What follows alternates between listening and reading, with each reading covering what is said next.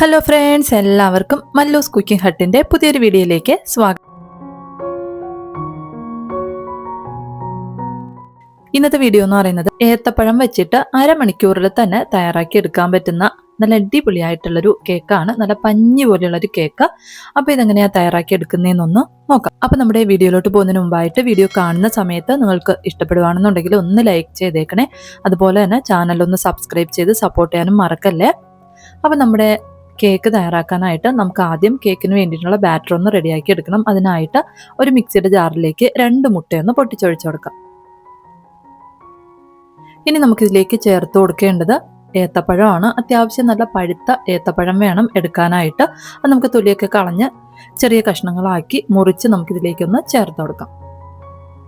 പഴം ചേർത്തതിന് ശേഷം പിന്നെ നമുക്കിതിലേക്ക് ചേർത്ത് കൊടുക്കേണ്ടത് വാനില എസൻസ് ആണ്. നമുക്ക് മുട്ടയുടെ സ്മെല്ലൊക്കെ ഒന്ന് കുറഞ്ഞ് കിട്ടാൻ വേണ്ടിയിട്ട് 1 ടീസ്പൂൺ അളവിൽ വാനില എസൻസ് ചേർത്ത് കൊടുക്കാം. ഇനി നമുക്കിത് നന്നായിട്ടൊന്ന് അടിച്ചെടുക്കാം. മുട്ട നന്നായിട്ടൊന്ന് പതഞ്ഞ് പഴമൊക്കെ നന്നായിട്ടൊന്ന് അരഞ്ഞു വരത്തക്ക രീതിയിലൊന്ന് അടിച്ചെടുക്കാം. അതിനുശേഷം നമുക്കിതിലേക്ക് എണ്ണ ചേർത്ത് കൊടുക്കണം. അപ്പം ഞാൻ 1/4 കപ്പ് അളവിൽ സൺഫ്ലവർ ഓയിലാണ് ചേർത്ത് കൊടുത്തിട്ടുള്ളത്. ഇനി നമുക്കിതിലേക്ക് മധുരത്തിന് ആവശ്യമായിട്ടുള്ള പഞ്ചസാര ചേർത്ത് കൊടുക്കാം. 1/2 കപ്പ് അളവിൽ പഞ്ചസാരയാണ് ഞാൻ ചേർത്ത് കൊടുത്തിട്ടുള്ളത്. ഇനി നമുക്ക് ഒരിക്കൽ കൂടെ നന്നായിട്ടൊന്ന് അരച്ചെടുക്കാം.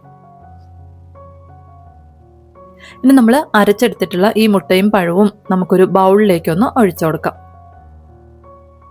ഇനി നമുക്കിതിലേക്ക് മൈദ ചേർത്ത് കൊടുക്കണം. അപ്പം ഞാൻ 1 കപ്പ് അളവിൽ മൈദയാണ് എടുത്തിട്ടുള്ളത്. അത് നമുക്ക് ഒരു അരിപ്പ ഉപയോഗിച്ചിട്ട് അരിച്ച് വേണം ഇതിലേക്ക് ചേർത്ത് കൊടുക്കാനായിട്ട്. അപ്പോൾ അരിപ്പയിലേക്ക് നമുക്ക് 1 കപ്പ് അളവിൽ മൈദ ചേർത്ത് കൊടുക്കാം. ഇനി ഇതിൻ്റെ കൂടെ തന്നെ 1 ടീസ്പൂൺ അളവിൽ ബേക്കിംഗ് പൗഡറും 1/2 ടീസ്പൂൺ അളവിൽ ബേക്കിംഗ് സോഡയും കൂടെ ഒന്ന് ചേർത്ത് കൊടുക്കാം. അതിനുശേഷം നമുക്ക് നല്ലതുപോലെ ഒന്ന് അരിച്ച് ഈ മൈദ നമുക്ക് മുട്ടയിലോട്ടൊന്ന് ചേർത്ത് കൊടുക്കാം. ഇനി നമുക്കിത് നന്നായിട്ടൊന്ന് മിക്സ് ചെയ്തെടുക്കാം. കട്ടകളൊന്നും വരാത്ത രീതിക്ക് ഈ ഒരു രീതിയിൽ മാവ് നല്ലതുപോലെ ഒന്ന് മിക്സ് ചെയ്ത് എടുക്കാം. മിക്സ് ചെയ്തെടുക്കുമ്പോഴത്തേക്ക് നമുക്കിത് ഈ ഒരു പരുവത്തിലായിരിക്കും മാവ് കിട്ടുന്നത്.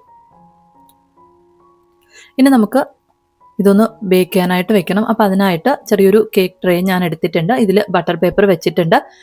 ഇനി നമുക്ക് നമ്മൾ റെഡിയാക്കി വെച്ചിട്ടുള്ള മാവ് നമുക്ക് ഇതിലേക്കൊന്ന് ഒഴിച്ചു കൊടുക്കാം. അതിനുശേഷം നമുക്ക് ചെറുതായിട്ടൊന്ന് തട്ടിക്കൊടുക്കാം. അപ്പോൾ എയർ ബബിൾസ് ഒക്കെ ഉണ്ടെന്നുണ്ടെങ്കിൽ അതൊക്കെ ഒന്ന് മാറിക്കിട്ടും. ചെറുതായിട്ടൊന്ന് തട്ടിയതിന് ശേഷം നമുക്കിതൊന്ന് ബേക്ക് ചെയ്യാനായിട്ട് വെക്കാം. അപ്പോൾ അതിനായിട്ട് ഞാനൊരു കടായി ഒന്ന് പ്രീഹീറ്റ് ചെയ്യാനായിട്ട് വെച്ചിട്ടുണ്ട്. 10 മിനിറ്റോളം ഒന്ന് മീഡിയം ഫ്ലെയിമിൽ വെച്ചിട്ട് പ്രീഹീറ്റ് ചെയ്തതിന് ശേഷം നമുക്ക് ഇതിലേക്ക് നമ്മൾ മാവ് ഒഴിച്ച് വെച്ചിട്ടുള്ള കേക്ക് ടിൻ ഒന്ന് വെച്ചുകൊടുക്കും. അതിനുശേഷം അടച്ച് വെച്ചിട്ട് മീഡിയം ഫ്ലെയിമിൽ വെച്ചിട്ട് തന്നെ അരമണിക്കൂർ ഒന്ന് വേവിച്ചെടുക്കാം. നമ്മൾ ഇതൊന്ന് അരമണിക്കൂർ ആകുമ്പോഴത്തേക്കും ഒരു ടൂത്ത് പിക്ക് വെച്ചിട്ടൊന്ന് ചെറുതായിട്ടൊന്ന് കുത്തി നോക്കിക്കഴിഞ്ഞാൽ മാവ് ഒട്ടും തന്നെ ഒട്ടിപ്പിടിക്കാത്ത രീതിക്ക് വരണം. ഇപ്പം നമ്മുടെ കേക്ക് നല്ലതുപോലെ ഒന്ന് വെന്ത് വന്നിട്ടുണ്ട്. ഇനി നമുക്ക് നന്നായിട്ട് തണുക്കാനായിട്ടൊന്ന് വെയിറ്റ് ചെയ്യാം. നല്ലതുപോലെ തണുത്ത് കഴിയുമ്പോഴത്തേക്കും നമുക്ക് ഈ ഒരു കേക്ക് സൈഡിൽ നിന്നൊക്കെ ഒന്ന് വിട്ട് വരും.